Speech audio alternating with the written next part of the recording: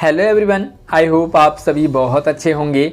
मैं हूं आपके साथ आशीष सर और आज हम 8th क्लास हिंदी की वर्कशीट नंबर 30 में बसंत का नया पार्ट पढ़ेंगे जहां पहिया है। बहुत ही इंटरेस्टिंग चैप्टर है। साथ ही ये चैप्टर उन बच्चों के लिए बेसिकली उन गर्ल्स के लिए जो बनना बहुत कुछ चाहती हैं लेकिन उन्हें आगे नहीं बढ़ने दिया जाता, और उन बॉयज़ के लिए जो सपने बड़े बड़े देखते हैं लेकिन उन्हें सपोर्ट नहीं मिल पाता। तो आपके लिए बहुत इंटरेस्टिंग है, साथ ही मोटिवेशनल भी ये चैप्टर है। तो पूरी वीडियो को ध्यान से एंड तक देखते रहिए और आगे बढ़ते हैं। इससे पहले वीडियो को लाइक कर लो और अपने दोस्तों को भी शेयर जरूर करें।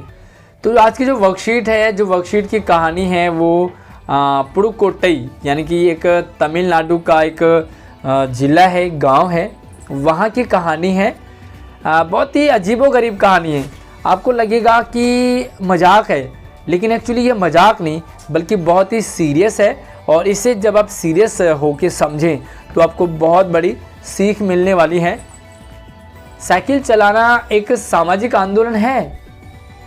आप लोग साइकिल चलाते होंगे, और साइकिल ही नहीं बल्कि आज तो लड़कियां स्कूटी चलाती हैं, स्कूटी छोड़ो गाड़ियां चलाती हैं, हवाई जहाज़ चलाते हैं, या तो देश चलाते हैं। लेकिन महिलाओं के लिए अगर साइकिल चलाने वाली बात पुडुकोट्टई ज़िले की जाए तो उनके लिए साइकिल चलाना एक सामाजिक आंदोलन। सामाजिक आंदोलन का मतलब होता है समाज में कुछ ऐसी बातें होती है जिनसे उठकर या जिनका विरोध करना पड़ता है हमें, तो उसे कहते हैं सामाजिक आंदोलन। कुछ अजीब सी बात है ना, आपको भी लग रहा होगा साइकिल चलाना कौन सी बड़ी बात है, लेकिन चौंकने की बात नहीं है। पुडुकोट्टई जिले की हजारों नवसाक्षर ग्रामीण महिलाओं ने अब, यह उनके लिए आम बात नहीं है, अपने पिछड़ेपन पर लात मारने, अपना विरोध व्यक्त करने और उन जंजीरों को तोड़ने जिनमें वे जकड़े हुए हैं, कोई ना कोई तरीका लोग निकाल ही लेते हैं। कभी कभी ये तरीके अजीबोगरीब भी होते हैं। कुछ ऐसे काम होते हैं जो हमारे पास थोपे जाते हैं बेसिकली लड़कियों के ऊपर, कि आपको बाहर नहीं जाना, आपको ये नहीं करना, आपको बस इतना ही पढ़ना है, उसके बाद नहीं पढ़ना, आपको नौकरी नहीं करनी, वगैरह वगैरह। बहुत सारी बातें लड़कियों के लिए कही जाती है, हमारा समाज कहता है। और कुछ महिलाओं के लिए भी आपको सिर्फ चूल्हा चौका करना है, घर में ही रहना है, मतलब इस तरह की अभी चल रहा है, लोगों के माइंड में आज भी है। तो पुडुकोट्टई की महिलाओं ने जो उन पे थोपा गया काम था उससे बाहर निकलने के लिए, साथ ही पिछड़ापन है ना, तो पिछड़ापन कहेंगे भाई महिलाएं आगे क्यों नहीं जाएंगी, जा सकती है, लेकिन कुछ लोग पिछड़ेपन में जी रहे होते हैं। लोग अपना विरोध करते हैं, और कुछ वो जंजीरें जिनमें वे जकड़े हुए हैं, यानी कि घर के काम करने हैं, चूल्हा चौका, झाड़ू, बर्तन भांडे, कपड़ा वपड़ा, ये सब यही करना है। तो कुछ ऐसी जंजीरें हैं जो महिलाओं को जकड़ के रखती है, उन्हें बाहर नहीं निकलना, नौकरी नहीं करनी, ज़्यादा नहीं पढ़ना। तो ये सारी क्या है, एक जंजीरें हैं उनके लिए जिनमें वो जकड़े हुए हैं।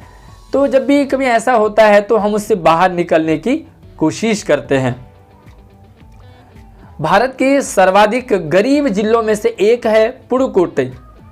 भारत में तमिलनाडु का अगर सबसे गरीब जिला, सबसे पिछड़ा जिला है पुडुकोट्टई।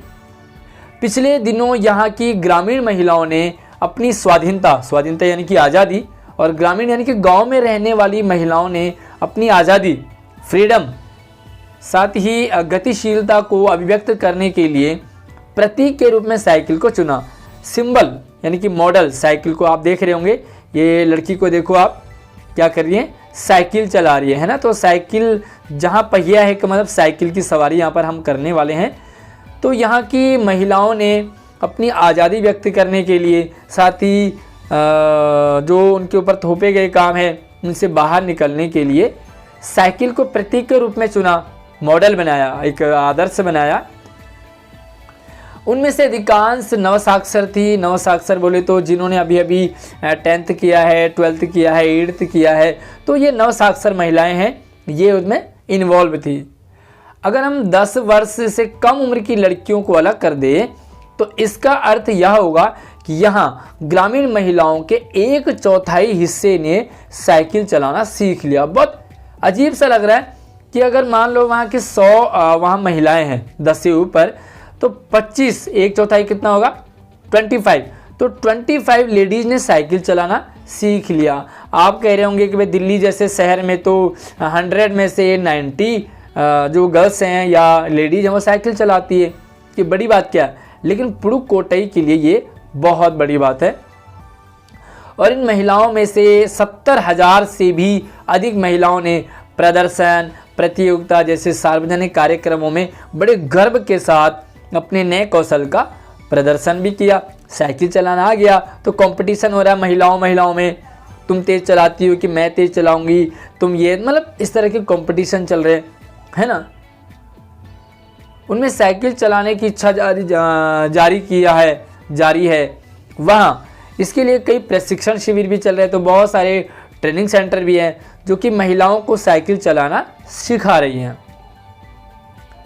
ग्रामीण पुडुकोट्टई के मुख्य इलाकों में अत्यंत रूढ़िवादी यानी कि जो बिल्कुल बैकवर्ड लोग होते हैं, जो पुराने ख्यालों के होते हैं, बहुत उनकी ऐसी सोच होती है। आपने कई बार आपके घरों में भी देखा होगा, ये किस तरह के कपड़े पहन रहे हो, ये क्यों ऐसे क्यों खा रहे हो, ऐसे क्यों जा रहे हो, लड़कियों को स्कूल नहीं पढ़ाया जाता है, ज़्यादा नहीं पढ़ोगे, नौकरी नहीं करोगे। तो कुछ ऐसे ख्यालों के लोग होते हैं, उन्हें कहते हैं रूढ़िवादी। तो रूढ़िवादी पृष्ठभूमि से आई युवा मुस्लिम लड़कियां सड़कों से अपनी साइकिल पर जाती हुई दिखाई देती है। तो उनमें कुछ ऐसी महिलाएं हैं जो ऐसे इलाके से हैं जहाँ रूढ़िवादी परंपरा चल रही है। वो मुस्लिम लड़की है तो वो क्या कर रही है, साइकिल चला रही है। एक और है जमील बीबी नामक एक युवती ने, जिसने साइकिल चलाना भी शुरू किया। एक जमील बीबी है, तो बहुत ही इंटरेस्टिंग कहानी भी मज़ेदार है। जमील बीबी है जो साइकिल चलाना सीखती है, तो मुझसे कहा यह मेरा अधिकार है। मुझसे यानी कि मुझसे नहीं, राइटर से, लेखक से कहा, अब हम कहीं भी जा सकते हैं, अब हमें बस का इंतज़ार नहीं करना पड़ता है ना। तो क्या है, कभी आप भी स्कूल आते हो, कई बार आपको आपके पापा छोड़ने आते हैं, कई बार आपको आपके भैया छोड़ने आते, कभी चाचा, मामा, फूफा, पता नहीं कौन कौन छोड़ने आते। सोचो आपके पास साइकिल है तो साइकिल उठाया, गियर और सीधा पैडल मारना और स्कूल पहुंच गए। तो यहाँ पर क्या है कि ये भी जो है अपने छोटे मोटे काम कर लेती है। साथ में मुझे पता है कि मैंने साइकिल चलाना शुरू किया तो लोग फप्तियाँ कसते थे। फप्तियाँ कसने का मतलब है गंदी गंदी बातें करना, कमेंट्स पास करना। जब भी आप कुछ ऐसे काम करोगे जो नया है, हटके है, और ख़ासकर लड़कियां हैं, तो लोग क्या करेंगे, कमेंट पास करेंगे, आपके पास पड़ोस में ही लोग करेंगे। कई बार आपने कहीं ट्यूशन पढ़ना शुरू किया, कुछ आगे करियर बनाने के लिए कुछ स्टेप लेना शुरू किया, तो लोग कहेंगे अरे देखो उसकी लड़की, देखो वो तो ऐसे काम करती है, वैसे काम करती है। भले आप गलत नहीं कर रहे हैं, बट समाज जीने नहीं देता। आपके साथ भी कई बार ऐसे हुआ होगा। तो इस वीडियो को रोकने के बाद, अभी आप इस वीडियो को रोकेंगे और अपना एक्सपीरियंस कमेंट में लिखेंगे कि आपके साथ भी क्या कभी ऐसे हुआ जब आपने कुछ नया और अच्छा करने की सोचा, लेकिन आपको लोगों ने बहुत सारे ताने मारे होंगे, फप्तियाँ कसी होंगी। तो जमील बीबी कहते हैं कि लेकिन मैंने उन पर कोई भी ध्यान नहीं दिया। लोग कमेंट्स पास करते रहे, फप्तियाँ कसते रहे, बट मैंने साइकिल चलाना शुरू किया, चला रही हूँ और मैं इसे चलाती रहूँगी। तो बहुत ही इंटरेस्टिंग है, मज़ा भी आपको बहुत आएगा इस चैप्टर को और कंटिन्यू करने में। तो कुछ प्रश्न हैं, इनके आंसर हम देते हैं थोड़ा सा। तो चलिए, चैप्टर थोड़ा सा लंबा ज़रूर है क्योंकि इंटरेस्टिंग भी है, साथ ही नया चैप्टर है। तो पहला सवाल है कि आपके विचार से सामाजिक आंदोलन किसे कहेंगे? समाज में फैली बुराइयों, कुरीतियों, भ्रष्टाचार के विरोध में जब सभी लोग एकजुट होकर की आवाज़ उठाते हैं तो इसी को सामाजिक आंदोलन कहते हैं। यानी कि समाज में फैली बुराइयों के विरोध में आवाज़ उठाना सामाजिक आंदोलन है। और अगला सवाल है, उन जंजीरों को तोड़ने जिनमें वे जकड़े हुए हैं, कोई ना कोई तरीका लोग निकाल ही लेते हैं। आपके विचार से लेखक जंजीरों द्वारा किन समस्याओं की ओर इशारा कर रहे हैं? यहाँ लेखक जंजीरों के माध्यम से महिलाओं के ऊपर पुरुषों द्वारा थोपे गए कार्य, जैसे उनकी आज़ादी छीनना, उन्हें पढ़ने लिखने ना देना, घर के चूल्हे चौके तक ही उन्हें सीमित रखना, वो अपने मन से कुछ नहीं कर सकते, कुछ अपने मन का नहीं खा सकते, नहीं पहन सकते, जैसी समस्याओं की ओर इशारा कर रहे हैं। यानी कि वो जंजीरें हैं जो लोगों ने उनके लिए फिक्स कर रखी है कि महिलाएं इतना ही काम करेंगे, इससे आगे नहीं करेंगे। क्यों भाई, महिलाएं क्या डॉक्टर नहीं बन सकती, महिलाएं क्या इंजीनियर नहीं बन सकती, महिलाएं देश की प्रधानमंत्री बन सकती हैं, देश की IPS लेडी बन सकती हैं, तो महिलाओं को बंधन में क्यों रखा जाता है। अगला सवाल है कि पुडुकोट्टई स्थान का वर्णन पाठ में क्यों किया गया। आखिर ये पुडुकोट्टई जिला ही क्यों रखा। पुडुकोट्टई तमिलनाडु का सबसे पिछड़ा और गरीब जिला है।